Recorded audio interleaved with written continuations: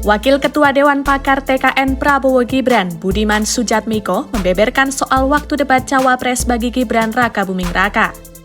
Budiman mengatakan bahwa waktu pemaparan selama 2 hingga 4 menit dalam debat Cawapres nanti tidak cukup bagi Gibran. Gibran membutuhkan waktu lebih dari 4 menit untuk menyampaikan apa yang telah dikerjakan selama menjadi wali kota Surakarta dan proyeksinya ke tingkat nasional.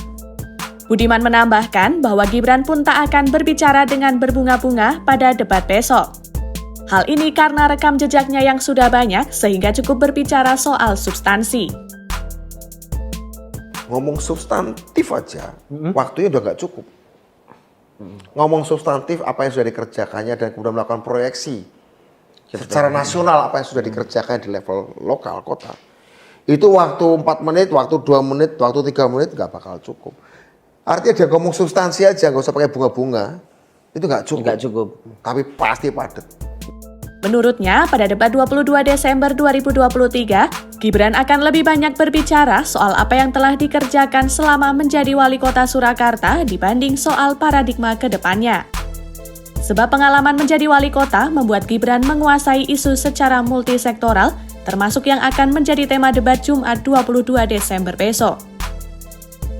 Jadi kalau bicara soal ekonomi tadi, pajak, investasi, APBD, APBN, ekonomi digital, ekonomi syariah, kalau kita ngomong ya kayak ngajari bebek berenang. Ya paling kita tambahin data sedikit. Data sedikit. Oke. Debat perdana Cawapres akan digelar di Jakarta Convention Center pada Jumat 22 Desember malam.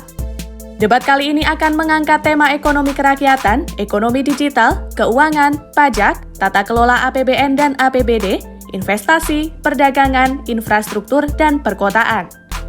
Ada 6 segmen dalam debat tersebut, 1 segmen untuk pemaparan visi misi, 2 segmen untuk menjawab pertanyaan dari panelis, 2 segmen tanya jawab antar kandidat, dan 1 segmen penutup.